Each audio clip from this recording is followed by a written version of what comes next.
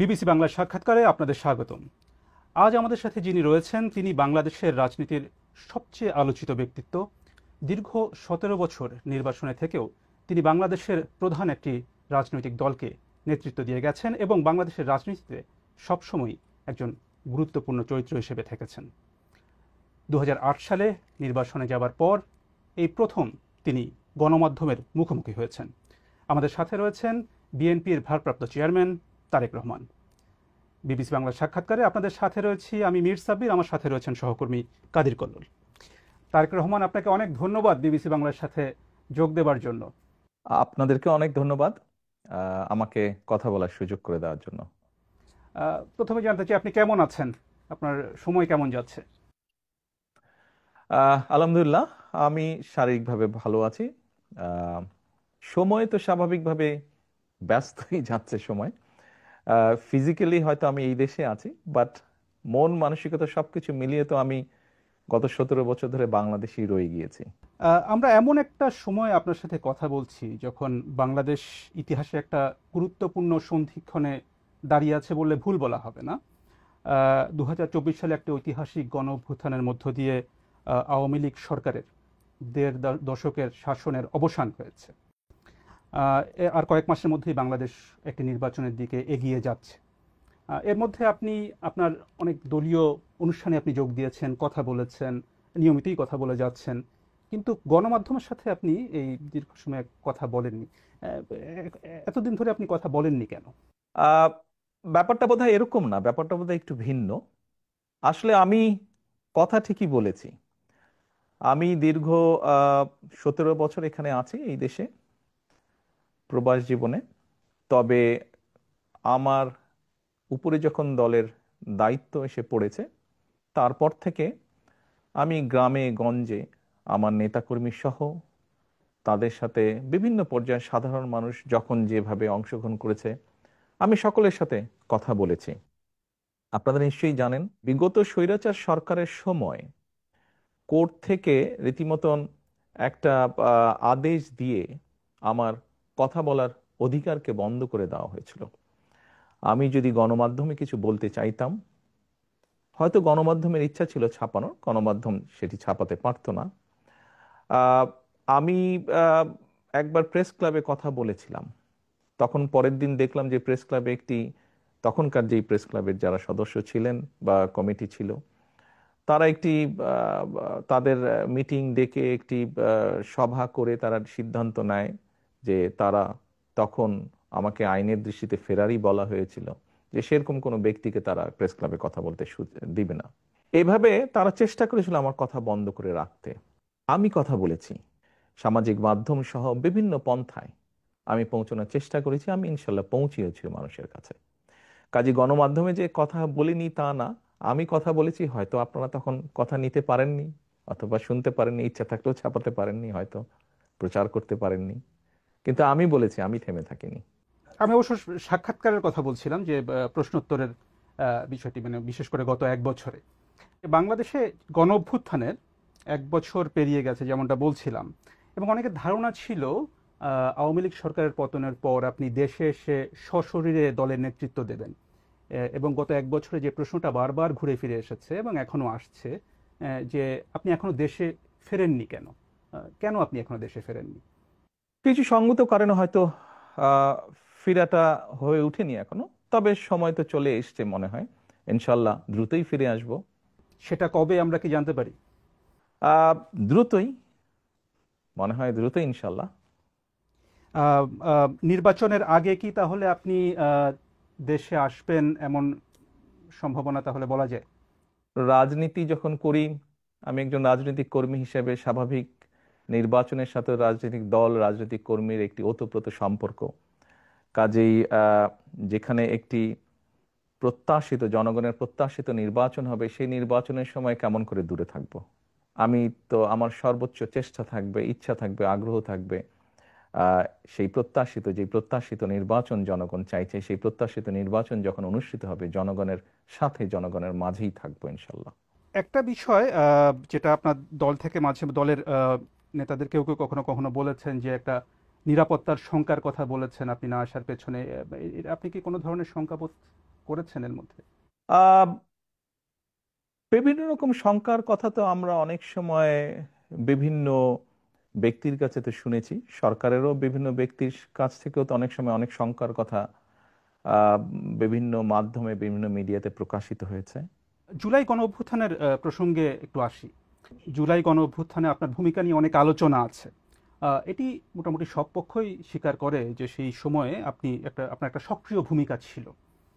আবার আপনার দলের কোনো কোনো নেতা বা সমর্থক তারা এই অভ্যুত্থানের আপনাকে একমাত্র মাস্টারমাইন্ড হিসেবে আখ্যা দিয়েছেন। আপনি কি নিজেকে এই আন্দোলনের মাস্টারমাইন্ড হিসেবে দেখেন? না, আমি অবশ্যই এই জুলাই আন্দোলনে আমাকে আমি কখনোই মাস্টার মাইন্ড হিসেবে দেখি না। এই যে 5ই আগস্ট যেই আন্দোলন, জুলাই আন্দোলন বলে যেটি বিখ্যাত বা যেটি সকলের কাছে গৃহীত, এই আন্দোলনটি সফল হয়েছে জুলাই মাসে, কিন্তু এই আন্দোলনটি প্রেক্ষাপট শুরু হয়েছে কিন্তু বহু বছর আগে থেকে। এই আন্দোলনে বাংলাদেশের গণতান্ত্রিক রাজনৈতিক দলগুলোর নেতাকর্মীরা, সেটি বিএনপি হোক বা অন্য রাজনৈতিক দলগুলো হোক, যারা গণতান্ত্রিক রাজনৈতিক দল, প্রত্যেকটি রাজনৈতিক দল বিভিন্নভাবে অবদান রেখেছে, বিভিন্নভাবে তাদের নেতাকর্মীরা নির্যাতিত হয়েছে। আমি মনে করি জুলাই আগস্ট মাসে এসে জনগণ সকল গণতান্ত্রিক রাজনৈতিক দলের সাথে অংশগ্রহণ করেছে। শুধু কি রাজনৈতিক দলের নেতাকর্মীরাই সেদিন ছিল মাঠে? অবশ্যই নয়। আমরা দেখেছি সেদিন মাদ্রাসার ছাত্ররা, তারা ছিলেন এই আন্দোলনের মাঠে। আমরা দেখেছি গৃহিণীরা পর্যন্ত রাস্তায় নেমে এসেছেন সন্তানের পেছনে। আমরা দেখেছি কৃষক, শ্রমিক, সিএনজি চালক, ছোট দোকান কর্মচারী বা দোকান মালিক থেকে আরম্ভ করে গার্মেন্টস কর্মী থেকে আরম্ভ করে তারা নেমে এসেছিলেন। আমরা দেখেছিলাম সামরিক বাহিনীর অবসরপ্রাপ্ত কর্মকর্তা কর্মচারীরা নেমে এসেছিলেন এই আন্দোলনে। এমন অনেক সাংবাদিক যারা স্বৈরাচারের অত্যাচারে নির্যাতিত হয়ে দেশ থেকে বাইরে চলে যেতে বাধ্য হয়েছিলেন, তারা সম্পৃক্ত হয়েছিলেন এই আন্দোলনে। কাজেই কারো ভূমিকাকে আমরা ছোট করে দেখতে চাই না, খাটো করে দেখতে চাই না। আমি বিশ্বাস করি দৃঢ়ভাবে সমাজের দল মত নির্বিশেষে, শ্রেণী বিন্যাস নির্বিশেষে প্রত্যেকটি মানুষের অবদান আছে। এই আন্দোলন ছিল বাংলাদেশের জনগণের আন্দোলন, যারা গণতন্ত্রে বিশ্বাস করে। এই আন্দোলনের মাস্টার মাইন্ড কোনো দল, কোনো ব্যক্তি নয়। এই আন্দোলনের মাস্টার মাইন্ড বাংলাদেশের গণতান্ত্রিকামী জনগণ। এ বিষয়ে যদি আপনার থেকে জানতে চাই যে হচ্ছে যে যখন আন্দোলনটা চলছিল তখন যে আন্দোলনে যে ছাত্র নেতৃত্ব ছিল তাদের সাথে আপনার কতটা যোগাযোগ ছিল? আপনার দলের সাথে তো নিশ্চয়ই যোগাযোগ ছিল, দলের নেতাকর্মীদের সাথে। অন্যদের সাথে আপনার কতটা যোগাযোগ ছিল?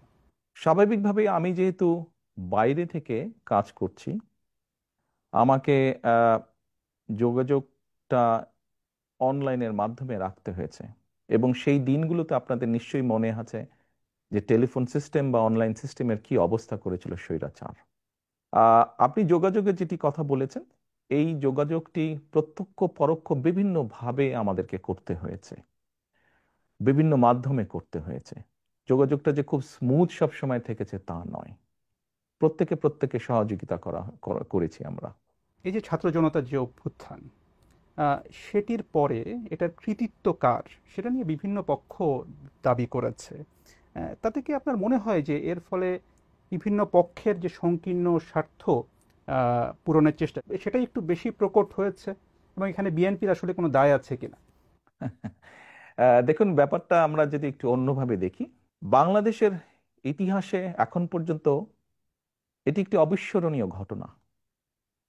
এই আন্দোলন, মানুষের এই আত্মত্যাগ, সাধারণত কোনো রাজনৈতিক আন্দোলনে, স্বৈরাচারের বিরুদ্ধে আন্দোলনে শিশু হত্যা হয় না, শিশু শহীদ হয় না, শিশু মৃত্যুবরণ করে না। বাট আমরা দেখেছি এই আন্দোলনে, স্বৈরাচারের এই আন্দোলনে যতটুকু আমার মনে আছে, প্রায় 63 জন শিশু শহীদ হয়েছে, মারা গিয়েছে। আমি আগেই বলেছি, আপনার আগের প্রশ্নের উত্তরে বলেছি যে এই আন্দোলনের ক্রেডিট দল মত নির্বিশেষে বাংলাদেশের জনগণের, কোনো একটি রাজনৈতিক দলের নয়। অনেকে হয়তো অনেক কিছু বলে থাকতে পারেন, ডিমান্ড করতে পারেন, সেটি তাদের অবস্থান। আমি বা আমার দলের অবস্থান হচ্ছে আন্দোলন হয়ে গিয়েছে, আন্দোলনের জনগণ সফলতা লাভ করেছেন। আন্দোলনে স্বাভাবিকভাবেই দুটো পক্ষ আছে। একটি পক্ষ হচ্ছে মানুষ শহীদ হয়েছে, 2000 মতন মানুষকে হত্যা করা হয়েছে আন্দোলনে। আবার আরেকটি পক্ষ হচ্ছে প্রায় 30,000-এর মতন মানুষ বিভিন্নভাবে ক্ষতিগ্রস্ত হয়েছেন, পঙ্গুত্ব বরণ করেছেন, অন্ধ হয়ে গিয়েছেন। আমার মনে হয় আমাদের উচিত হবে এখন, আমাদের সকলের উচিত হবে রাষ্ট্রসহ, সরকার সহ, রাজনৈতিক দলগুলোর যার যতটুকু সম্ভব সেই পরিবারগুলোর পাশে গিয়ে দাঁড়ানো, যতটুকু সহযোগিতা তাদেরকে করা যায়, যতটুকু সম্ভব তাদের পাশে দাঁড়ানো, তাদের তাদের তাদের এই আত্মত্যাগের প্রতি সম্মান জানানো। আগামী কয়েক মাস পরে নির্বাচনের কথা রয়েছে। নির্বাচনে বিএনপির প্রস্তুতি এবং কৌশল নিয়ে আমরা কথা বলবো। তো এই বিষয়ে আপনাকে প্রথম প্রশ্নটি করছেন আমার সহকর্মী কাদির কল্লোল। নির্বাচন প্রসঙ্গে যদি আসি, অন্তর্বর্তী সরকারের শুরু থেকেই দেখা গেছে যে বিএনপির পক্ষ থেকে দ্রুত নির্বাচন দাবি করা হয়েছে। সরকার গড়িমসি করছে, এ ধরনের অভিযোগও বিএনপির নেতারা করে আসছেন। তো এখন দেখা যাচ্ছে যে অন্তর্বর্তী সরকারের প্রধান উপদেষ্টা অধ্যাপক মোহাম্মদ ইউনূস এবং নির্বাচন কমিশন তারা ফেব্রুয়ারিতে একটা নির্বাচনের সময় দিয়েছেন। তো ফেব্রুয়ারিতেই নির্বাচন হবে, আপনাদের আস্থা কতটা আসলে তাতে? বিএনপি প্রথম থেকেই বলে আসছিল যে যত দ্রুত নির্বাচনটি হবে তত দ্রুত দেশের মধ্যে একটি স্থিতিশীলতা আসবে। দেখুন, বাংলাদেশের মানুষ গত 17 বছর যাবৎ তাদের রাজনৈতিক অধিকার যেমন তাদের কাছ থেকে কেড়ে নেওয়া হয়েছিল, তাদেরকে তাদের অর্থনৈতিক সমৃদ্ধি থেকেও বঞ্চিত করা হয়েছিল, যার ফলশ্রুতিতে আমরা সমাজে অনেকগুলো পর্যায়ক্রমিকভাবে স্পিল ওভার ইফেক্ট বলতে যা বোঝায় অনেকগুলো খারাপ লক্ষণ দেখেছি। বেকার সমস্যা বেড়েছে, দারিদ্রতা বেড়েছে, শিক্ষা ব্যবস্থা ধীরে ধীরে ধ্বংস হয়ে গিয়েছে, চিকিৎসা ব্যবস্থা ধীরে ধীরে ধ্বংস হয়ে গিয়েছে, কৃষি ব্যবস্থা ধীরে ধীরে ধ্বংস হয়েছে। আমরা সেজন্যই বলেছিলাম যে যত দ্রুত নির্বাচন হবে, যত দ্রুত দেশের মালিক যারা অর্থাৎ জনগণ, তাদের কাছে যখন সেই অধিকার ফিরিয়ে দেওয়া হবে, তারা যখন সিদ্ধান্ত নেবে, অর্থাৎ দেশের মালিক যখন সিদ্ধান্ত নেবে দেশ কারা কিভাবে পরিচালিত করবে, তত দ্রুত দেশে স্থিতিশীলতা ফিরে আসবে। কারণ প্রকৃতভাবে নির্বাচিত একটি সরকার অবশ্যই জনগণের যেই চাওয়া, অর্থাৎ জনগণ যেভাবে চায় সেই বিষয়গুলোকে তারা অ্যাড্রেস করবে। ইয়েস, একটি নির্বাচন হলেই যে সব রাতারাতি সব ঠিক হয়ে যাবে তা না। সমস্যাগুলোকে যখন আপনি অ্যাড্রেস করবেন, খুব স্বাভাবিকভাবেই ধীরে ধীরে সমস্যা কমতে শুরু করবে। আমরা আনন্দিত যে দেরিতে হলেও সরকার জিনিসটি উপলব্ধি করতে পেরেছেন। আমরা ডিসেম্বরের ভিতরে চেয়েছিলাম, ওনারা ফেব্রুয়ারির ভিতরে এখন নির্বাচনটি করতে চাইছেন। আমরা আস্থা রাখতে চাই যে সরকার সে ব্যাপারে সব রকম উদ্যোগ পর্যায়ক্রমিকভাবে গ্রহণ করবেন।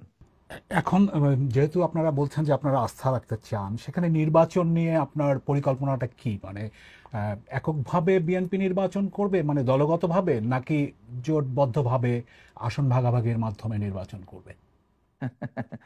খুব ট্রিকি কোয়েশ্চেন একটু।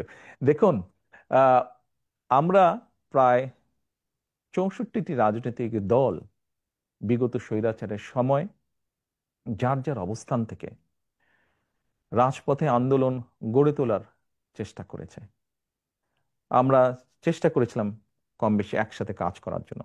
এমনকি আমরা যে 31 দফা দিয়েছি রাষ্ট্র পুনর্গঠনের, এটি ছিল প্রথমে 2016 সালে আমরা দিয়েছিলাম শুধু বিএনপির পক্ষ থেকে।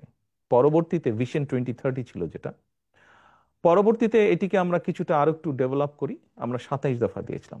পরবর্তীতে আমরা আমাদের সাথে যে রাজনৈতিক দলগুলো আছে তাদের সাথে পরামর্শ করে সকলের মতামত নিয়ে আমরা 31 দফা দিয়েছি। কারণটি হচ্ছে যে দলগুলোকে আমরা পেয়েছি আমাদের সাথে রাজপথের আন্দোলনে, আমরা চাই সকলকে সাথে নিয়ে রাষ্ট্র পুনর্গঠন করতে, সকলের মতামতকে সাথে নিয়ে আমরা রাষ্ট্র পুনর্গঠন করতে চাই।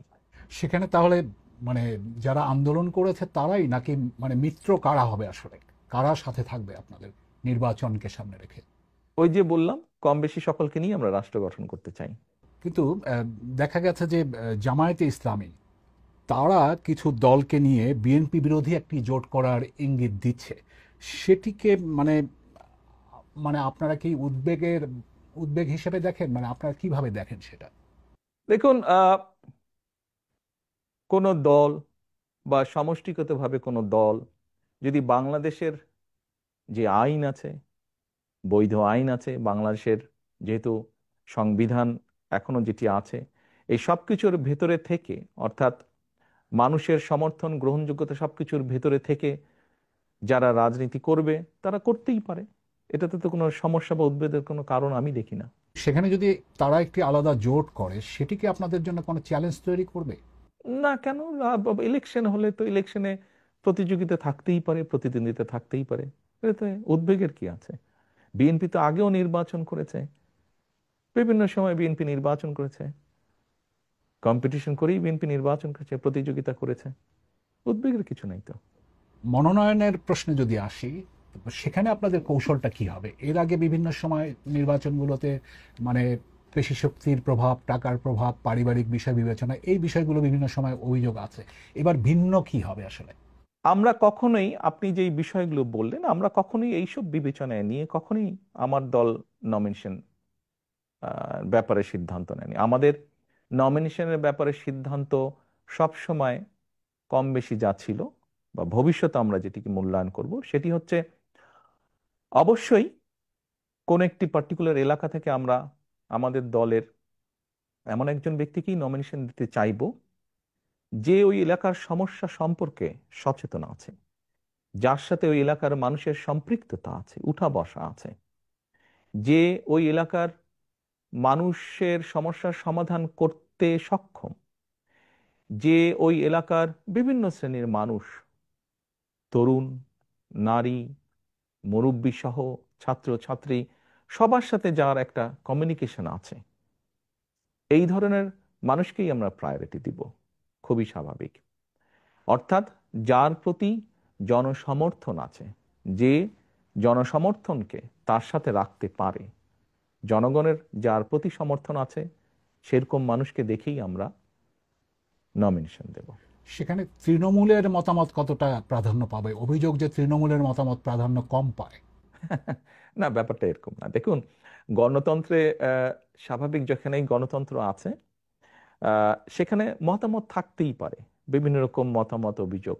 হয়তো এক জায়গায় 50 জন আছে, 50 জনের মধ্যে 30 জন একটি কথা বলছে, 15 জন একটি কথা বলছে, বাকি সংখ্যক ব্যক্তি আরেকটি কথা বলছে। তাহলে আপনি কি বলবেন যে মতামত না হচ্ছে? না, না, স্বাভাবিকভাবেই যেখানে আমরা মেজরিটির যেটা মতামত পাবো এলাকার মানুষের কম বেশি, আমরা তো আমাদের মতন করে খোঁজ করছি, সেটি তৃণমূলই হোক বা সেটি সাধারণ মানুষের হোক। এখানে একটি বিষয় উল্লেখযোগ্য,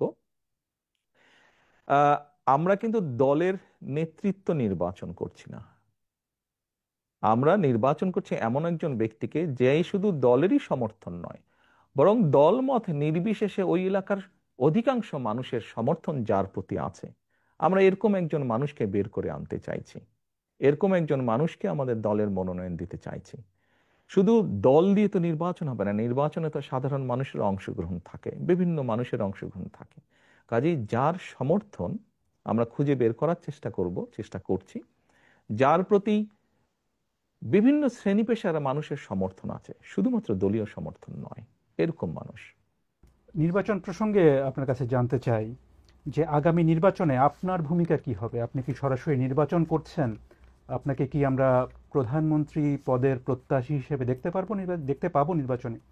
আমার মনে হয় আপনি প্রথম দিকে বোধহয় একটা প্রশ্ন করেছেন, আমি ওখানে বলেছিলাম যে স্বাভাবিক আমি একজন রাজনৈতিক দলের সদস্য, একজন রাজনৈতিক কর্মী। আমি নির্বাচনের সাথে তো রাজনৈতিক দল এবং রাজনৈতিক কর্মীর ওতপ্রোত সম্পর্ক। কাজেই নির্বাচন যেখানে একটি মানে জনগণের সম্পৃক্ত এরকম একটি নির্বাচন হবে, সেখানে তো অবশ্যই আমি নিজেকে দূরে থাকতে পারবো না, আমাকে আসতেই হবে।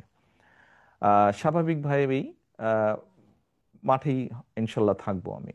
আপনি আপনার প্রশ্নের পরের যে অংশটি ছিল দেখুন, আমি মনে করি এটির সিদ্ধান্ত বাংলাদেশের জনগণের। এটি তো আমার সিদ্ধান্ত না, এটি সিদ্ধান্ত নেবে বাংলাদেশের জনগণ। কিন্তু আপনি নির্বাচনে অংশ নেবেন কিনা সেই সিদ্ধান্ত তো আপনাকে নিতে হবে। না না, সেটি তো নিব, কেন নিব না, অবশ্যই নিব। আপনি নির্বাচনে অংশ নিচ্ছেন তাহলে? জি, ইনশাল্লাহ। অর্থাৎ আপনি বিএনপি যদি ক্ষমতায় আসে বা নির্বাচনে অংশ নেয়, সেক্ষেত্রে প্রধানমন্ত্রী পদের প্রত্যাশী হিসাবে আমরা তারেক রহমানকে দেখতে পাবো, সেটা আমরা নিশ্চিতভাবে বলতে পারি, এটির সিদ্ধান্ত তো বাংলাদেশের জনগণের। বিএনপির পক্ষ থেকে। সেক্ষেত্রে তো এটি দল সিদ্ধান্ত নেবে, দল কিভাবে করবে এটি তো দলের সিদ্ধান্ত। আহ, সাবেক প্রধানমন্ত্রী এবং আপনাদের দলের চেয়ারপারসন খালেদা জিয়া, আহ, তিনি কি এই নির্বাচনে কোনো ভূমিকায় থাকবেন? তাকে কি আমরা নির্বাচনে কোনো ভূমিকায় দেখতে পাবো? আপনি এমন একজন মানুষের কথা বলেছেন, যেই মানুষটি বাংলাদেশের গণতন্ত্র যতবার গণতান্ত্রিক অধিকার, জনগণের গণতান্ত্রিক অধিকারকে হরণ করা হয়েছে, প্রতিবার উনি অবদান রেখেছেন সেই গণতন্ত্রকে পুনঃপ্রতিষ্ঠিত বা পুনরুদ্ধার করার জন্য। এবারও আপনাদের সকলের চোখের সামনেই ঘটেছে যে কিভাবে স্বৈরাচারের সময় তার উপরে অত্যাচারের খড়গ হস্ত নেমে আসে, কিন্তু উনি আপোস করেননি। এরকম একজন ব্যক্তি আজ অসুস্থ, এবং কেন, কিভাবে উনি শারীরিকভাবে অসুস্থ হলেন, তাকে মিথ্যে মামলায় জড়িয়ে তাকে জেলখানায় নিয়ে যাওয়া হলো। আমরা দেখেছিলাম একজন সুস্থ মানুষ গিয়েছেন, কিন্তু যখন বেরিয়ে এসেছেন একজন অসুস্থ মানুষ বেরিয়ে এসেছেন, তাকে চিকিৎসার সুযোগ থেকেও বঞ্চিত করা হয়েছে। এই সবগুলো ঘটনা দেশবাসী জানেন। তারপরেও যে মানুষটির এত বড় অবদান রয়েছে বাংলাদেশের গণতন্ত্রকে প্রতিষ্ঠিত করার, আমি সেই দলের একজন কর্মী হিসাবে আহ, বিশ্বাস করি বা বিশ্বাস করতে চাই, গণতন্ত্রকে পুনঃপ্রতিষ্ঠিত করার প্রথম পদক্ষেপ হিসাবে যেই প্রত্যাশিত, জনপ্রত্যাশিত যে নির্বাচনটি অনুষ্ঠিত হতে যাচ্ছে, ওনার শারীরিক সক্ষমতা যদি অ্যালাউ করে ওনাকে, নিশ্চয়ই উনি কিছু না কিছু ভূমিকা রাখবেন। সেটা কি নির্বাচনে অংশগ্রহণ হতে পারে? এইটি আমি এখনো বলতে পারছি না। আমি মাত্রই বললাম যে ওনার শারীরিক ফিজিক্যাল এবিলিটির উপরে বিষয়টি কিছুটা হলেও নির্ভর করছে। এ প্রসঙ্গে প্রশ্ন চলে আসে বিএনপির ভবিষ্যৎ নেতৃত্ব নিয়ে। আপনার বাবা সাবেক প্রেসিডেন্ট জিয়াউর রহমান বিএনপি প্রতিষ্ঠা করেছিলেন। আপনার মা সাবেক প্রধানমন্ত্রী খালেদা জিয়া, তিনি 4 দশক বিএনপির নেতৃত্ব দিয়েছেন। আম, এখন আপনি বিএনপির নেতৃত্বে রয়েছেন, কার্যত দলের নেতৃত্বে রয়েছেন আপনি। বিএনপির ভবিষ্যৎ নেতৃত্বে পরিবারের প্রভাব কতটা থাকবে? দেখুন, বিষয়টিকে আমি একটু তাহলে অন্যভাবে উপস্থাপন করি। সব রকম সকলের মতামতের প্রতি শ্রদ্ধা রেখেই আমি বলতে চাইছি। দেখুন, একজন চিকিৎসকের সন্তান যখন চিকিৎসক হয়, তখন সে ভালোও করে, সে খারাপও করে। একজন লয়ারের সন্তানও দেখা যায় যে অনেক সময় বাবা মায়ের মতন ভালো লয়ার হয় অথবা হয় না। রাজনীতিবিদদের ক্ষেত্রে অনেকের সন্তান পলিটিক্সে এসেছে, সবাই কি ভালো করেছে? সবাই ভালো করেনি। কেউ কেউ করেছে, কেউ কেউ করতে পারেনি ভালো।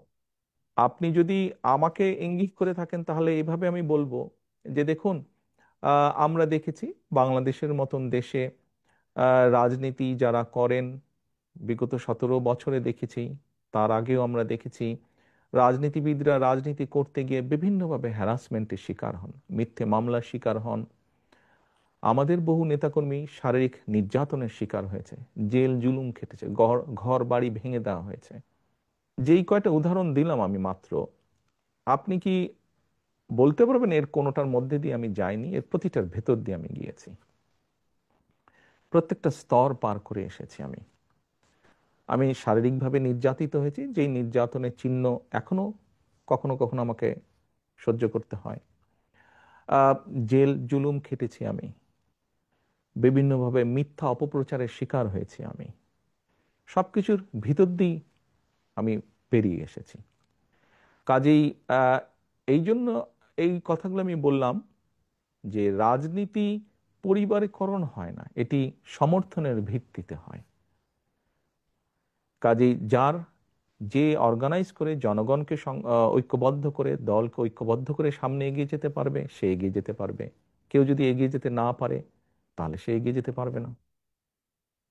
সময় পরিস্থিতি সবকিছু প্রমাণ করে দিবে, বলবে।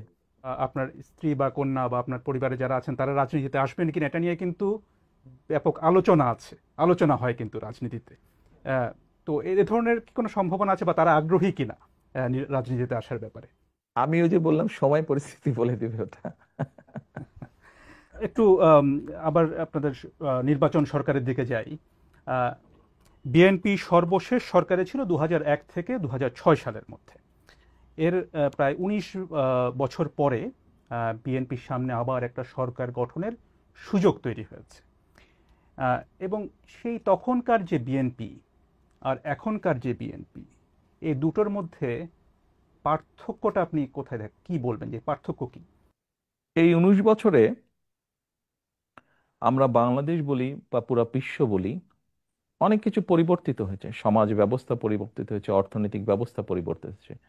দুটো বড় বড় জিনিসের বোধহয় পরিবর্তন হয়েছে। একটি হচ্ছে কোভিডের ভিতর দিয়ে পুরো বিশ্ব গিয়েছে। এই কোভিড বিভিন্নভাবে আমাদের অনেক কিছু চিন্তা ভাবনা মনোজগৎ চেঞ্জ করেছে। ঠিক একইভাবে যদি আরেকটি বিষয় আমরা দেখি, এই যে আপনার সাথে আমি কথা বলছি অনলাইনে, এই যে আইটি বা সোশ্যাল মিডিয়া, এই পুরা বিষয়টা কিন্তু মানুষের মনোজগৎকে ভিন্নভাবে ভিন্ন রকম করেছে। অনেক ক্ষেত্রে একটা একটা একটা মনোজগতে একটা প্রভাব বিস্তার করেছে। খুব স্বাভাবিকভাবে আপনি যেই সময়ের কথা বলেছেন সেই সময় এই বিষয়গুলো হয়তো সেভাবে ছিল না। তো স্বাভাবিকভাবেই এই সব কিছু বিবেচনা করে সামনের দিনগুলোতে আমাদেরকে এই বিষয়গুলোকে গুরুত্ব রেখে বিভিন্ন বিষয়ে চিন্তা ভাবনা করতে হচ্ছে। আমরা সেভাবে চিন্তা ভাবনা করে আমাদের প্ল্যান প্রোগ্রাম বিষয়গুলোকে আমরা সাজাচ্ছি। সেই সময় থেকে 19 বছর আগে আমাদের যেসব প্ল্যান প্রোগ্রাম ছিল তার থেকে কিছুটা পরিবর্তন হবে, কিন্তু ওই যে বেসিক যে জিনিসটা, সেটা হচ্ছে মানুষের বেটারমেন্ট, মানুষের ভালো ভালো কিছু করার জন্য, মানুষ যাতে আজকে যেমন আছে আগামীকাল যাতে একটু বেটার থাকতে পারে। কিভাবে সেটা করা যেতে পারে, কে কোন শ্রেণী কিভাবে একটু বেটার থাকতে পারে, সেটাই থাকবে আমাদের সবচেয়ে প্রায়োরিটি ইস্যু। বিগত যখন বিএনপি সরকারে ছিল তখন অনেক বিষয় নিয়ে আলোচনা সমালোচনা ছিল, তার মধ্যে একটা বড় বিষয় ছিল দুর্নীতির অভিযোগ।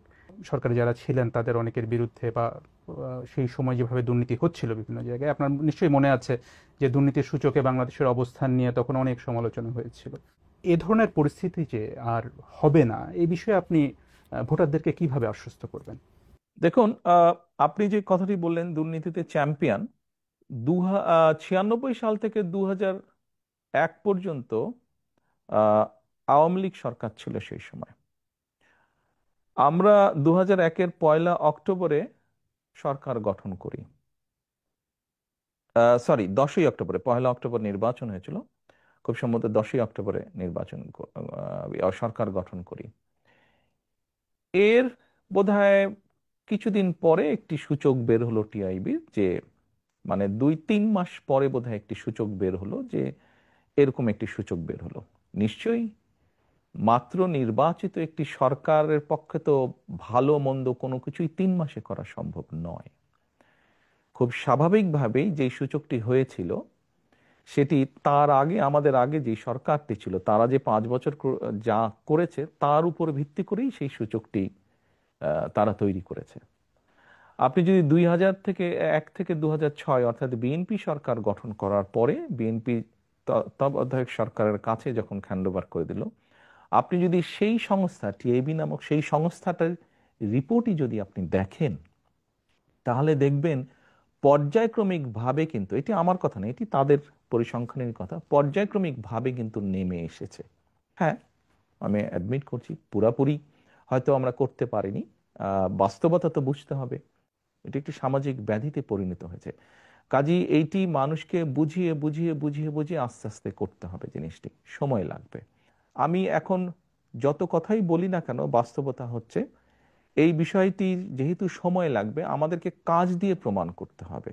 সেজন্যই আমি ভোটারদেরকে এতটুকু বলতে পারবো, আমরা যদি সুযোগ পাই, জনগণ যদি আমাদেরকে সেই সুযোগ দেন, তাহলে আমাদের সর্বোচ্চ চেষ্টা থাকবে আমরা যাতে একটি এমন অবস্থা তৈরি করতে পারি যেখানে কিছুটা হলেও আমরা বহির্বিশ্বে, বিশ্বের অন্য দেশের সামনে কিছুটা হলেও যাতে সম্মানের সাথে মাথা উঁচু করে কথা বলতে পারি। এ প্রসঙ্গে এই 5ই আগস্টের পরে যে বিএনপির অনেক নেতাকর্মীর বিরুদ্ধে এরই মধ্যে চাঁদাবাজি বা দখলের মতো নানা অভিযোগ এসেছে, আপনি জানেন, এবং আপনাদের দল থেকে অনেকে বহিষ্কার করা হয়েছে। এটা ঠিক, আবার একই সাথে এটা ঠিক যে এই অভিযোগগুলো কিন্তু বারবার আসছে। আহ, তো এটা থামানো যাচ্ছে না কেন? আপনার প্রতি সম্মান রেখে আপনার সাথে এগ্রিও যেমন করব, আবার এখানে অন্য একটি বিষয় আমি তুলে ধরতে চাইবো। এর মধ্যে নিশ্চয়ই আপনারা বিভিন্ন সংবাদ মাধ্যমে দেখেছেন যে আমরা প্রায় 7,000-এর মতন আমাদের নেতাকর্মীর বিরুদ্ধে আমরা কিছু সাংগঠনিক ব্যবস্থা গ্রহণ করেছি। কিন্তু এই 7,000-এর সবাই কিন্তু আপনি যে অভিযোগ করলেন এই অভিযোগের সাথে জড়িত নয়। অন্য 7,000-এর মধ্যে এমন অনেক বিষয় আছে যারা অন্য সাংগঠনিক বিষয়ের সাথে জড়িত। এটি গেল একটি বিষয়।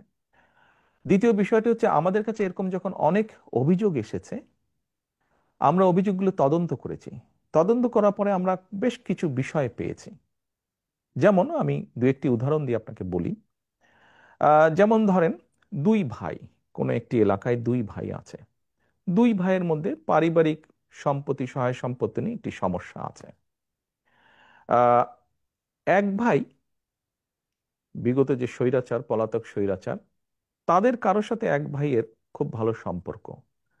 তার ফলে সে সেই স্বৈরাচারের যে দোসর, যার সাথে এই এক ভাইয়ের সম্পর্ক, সে তার ইনফ্লুয়েন্সটি ব্যবহার করে অন্য ভাইয়ের সম্পত্তিও জোর করে দখল করে রেখেছে।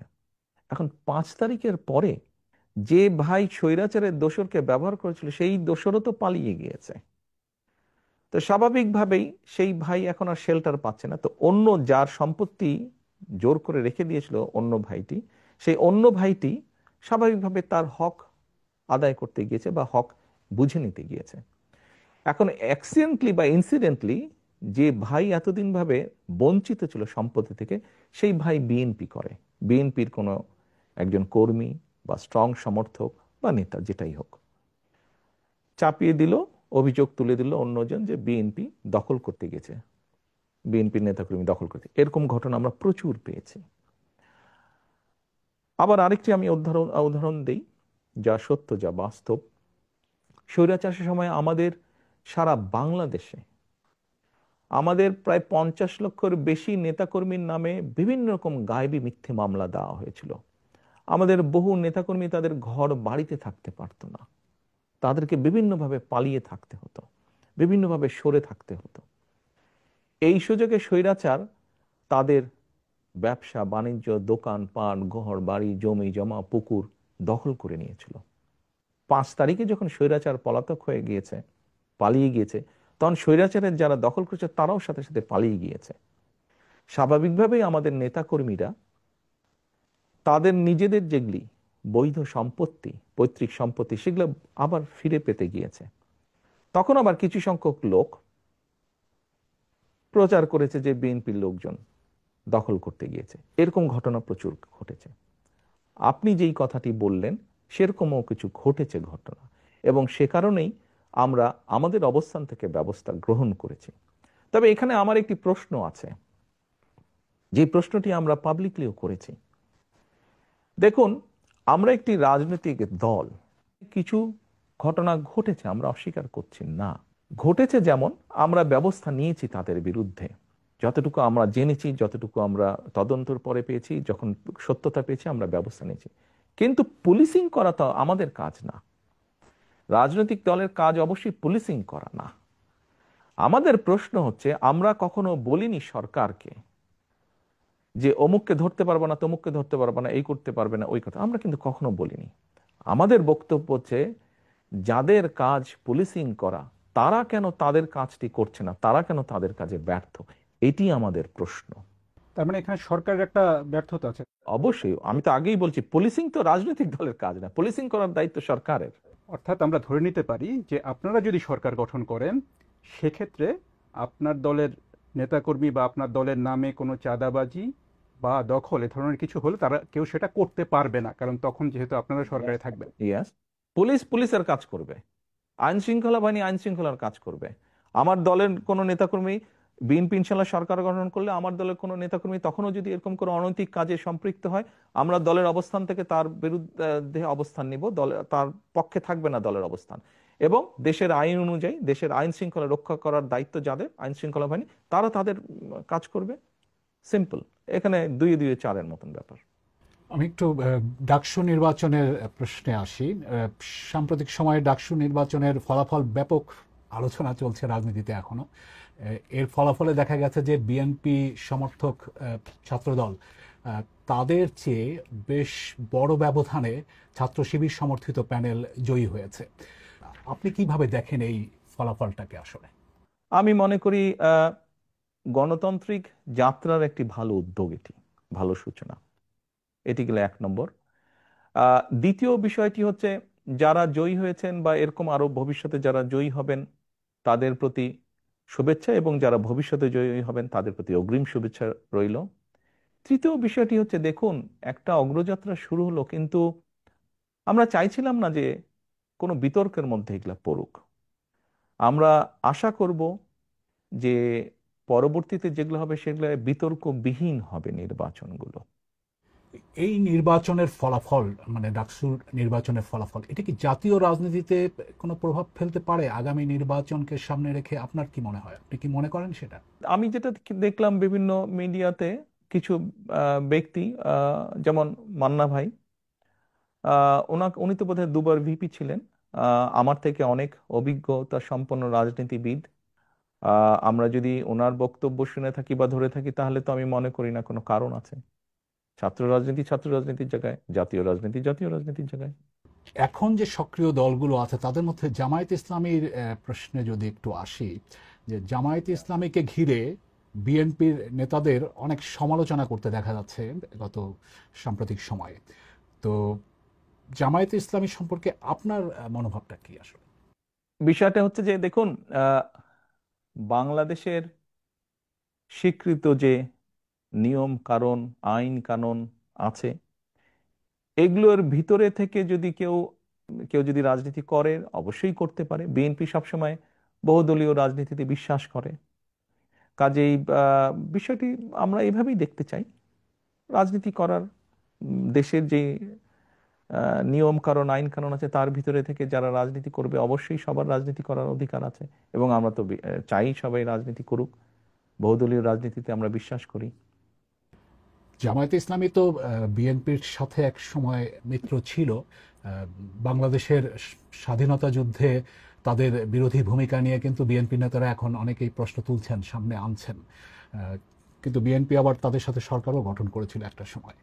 2024 সালে স্বৈরাচার যেই হত্যাগুলো করেছে, দেশ স্বাধীনের পরে যখন তারা সরকার গঠন করেছিল, ক্ষমতায় ছিল, তখনও যে সকল লুটতারাজ তারা করেছে, খুন গুম তারা করেছে, বিগত 17 বছর খুন গুম তারা যা করেছে, এর জবাব যেরকম তাদেরকেই দিতে হবে তাদেরটা, ঠিক একইভাবে 71 সালে কোনো রাজনৈতিক দল যদি তাদের কোনো বিতর্কিত ভূমিকা থেকে থাকে, তাহলে তাদের জবাব তারাই দিবেন। ওটা তো আর আমি দিতে পারবো না। আমারটা আমি দিতে পারবো, অন্যেরটা তো আমি দিতে পারবো না। আপনি জুলাইয়ের সময়ের কথা বলছিলেন, সেই সময়ের হত্যাকাণ্ডের কথা বলছেন। সেই জুলাই গণঅভ্যুত্থানে ক্ষমতাচ্যুত আওয়ামী লীগ, তাদের ব্যাপারে আপনাদের বা বিএনপির অবস্থানটা কি আসলে? দেখুন, আমি 17 বছর যাবৎ প্রবাস জীবনে আছি।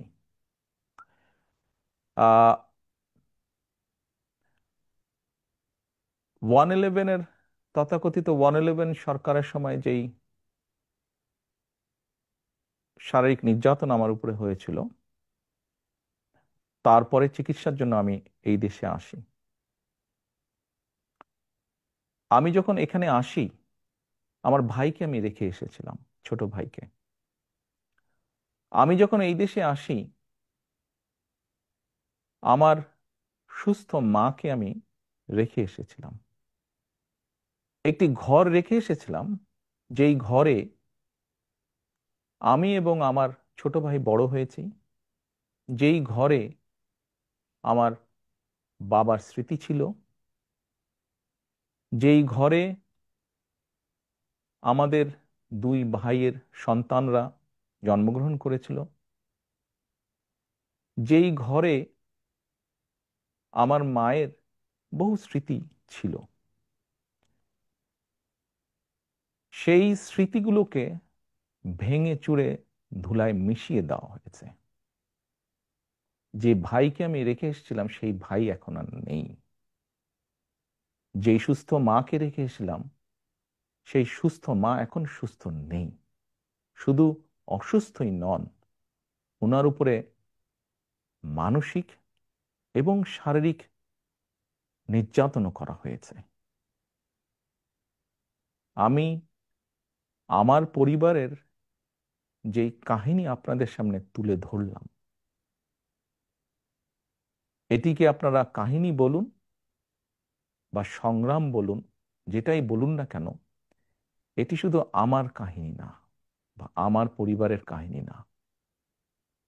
এরকম কাহিনী বাংলাদেশের শত না হাজার হাজার পরিবারের, বা যেই পরিবারের বাবা, যেই পরিবারের ভাই, যে পরিবারের স্বামী, তার ঘরবাড়ি ধ্বংস করে দেওয়া হয়েছে, হ্যান্ডকাফ পরা অবস্থায় হাসপাতালের বারান্দায় মারা গিয়েছে, তা না হলে হ্যান্ডকাফ পরা অবস্থায় জেলের ভিতরে মারা গিয়েছে, সহায় সম্পত্তি ধ্বংস করে দেওয়া হয়েছে। এই সকল অন্যায়, এই সকল হত্যা, এই সকল নির্যাতনের জন্য যারা দায়ী, যারা এসবের হুকুম দিয়েছে, তাদের প্রত্যেকের বিচার হতে হবে। এটি প্রতিশোধের কোনো বিষয় নয়, এটি ন্যায়ের কথা, এটি আইনের কথা। অন্যায় হলে তার বিচার হতে হয়। কার সম্পর্কে কি মনোভাব সেটি গুরুত্বপূর্ণ নয়। এখানে একটা বিষয় আলোচনায় এসছে যে যারা অপরাধী তাদের বিচার হবে, কিন্তু দল হিসেবে আওয়ামী লীগ তাদের রাজনীতিতে অংশগ্রহণ করতে পারা না পারার প্রশ্ন। বিএনপিরও অনেক নেতা অনেক সময় বলেছেন যে কোনো রাজনৈতিক দলকে নিষিদ্ধ করার পক্ষে তারা নন। তো এখন নির্বাচনও সামনে আসছে, ফলে আওয়ামী লীগ রাজনীতি করতে পারবে কি পারবে না সেই ধরনের একটা প্রশ্ন আসছে। তো সেই জায়গাটাতে বিএনপির কি অবস্থানটা হতে পারে? দল হিসাবে তারা যদি অন্যায় করে থাকে তাহলে দেশের আইন অনুযায়ী তার বিচার হবে, দেশের আইন সিদ্ধান্ত নেবে। তার মানে এটা আদালতের বিষয় বলে মনে করছেন? দল হিসেবে যদি অন্যায় হয়ে থাকে তাহলে তাই হবে। সোজা কথায় অন্যায়কারীর বিচার হতে হবে, তো সেটি ব্যক্তি হোক সেটি দলই হোক। যারা জুলুম করেছে তাদের তো বিচার হতে হবে, সেটি ব্যক্তিও হতে পারে, সেটি দলও হতে পারে। আপনি ব্যক্তিগতভাবে কি মনে করেন, আওয়ামী লীগের কি বাংলাদেশের রাজনীতিতে থাকা উচিত নাকি না? আমার মনে হয় আপনার কোনো কোনো প্রশ্নের উত্তরে আমি মনে হয় বলেছিলাম যে আমরা রাজনীতি করি জনগণের জন্য। আমরা বিভিন্ন সময় আমরা বিশ্বাস করি এবং বিভিন্ন সময় আমরা বলিও, আমরা বিএনপি আমরা যারা করি আমরা বলিও যে আমাদের রাজনৈতিক সমকল ক্ষমতার উৎস জনগণ। আমি দৃঢ়ভাবে বিশ্বাস করি এবং বিশ্বাস করতে চাই যে দলের ব্যক্তিরা বা যে দল মানুষ হত্যা করে, মানুষ গুম করে, মানুষ খুন করে, দেশের মানুষের অর্থ সম্পদ লুটপাট করে বিদেশে পাচার করে, জনগণ তাদেরকে সমর্থন করতে পারে বলে আমি মনে করি না। জনগণ যদি সমর্থন না করে কোনো রাজনৈতিক দল বা রাজনৈতিক সংগঠনকে, তাদের টিকে থাকার তো কোনো কারণ আমি দেখি না। যেহেতু জনগণের শক্তিতে আমরা বিশ্বাস করি, জনগণের সিদ্ধান্তে আমরা বিশ্বাস করি, জনগণের সিদ্ধান্তের উপরে আমরা আস্থা রাখতে চাই, এই বিষয়ের সবচেয়ে বড় বিচারক আমি মনে করি জনগণ। বিএনপির ভারপ্রাপ্ত চেয়ারম্যান তারেক রহমানের সাথে বিবিসি বাংলার সাক্ষাৎকারের এটি ছিল প্রথম পর্ব। দ্বিতীয় পর্বটি পেতে নজর রাখুন বিবিসি নিউজ বাংলার ইউটিউব চ্যানেল এবং ফেসবুক পাতায়।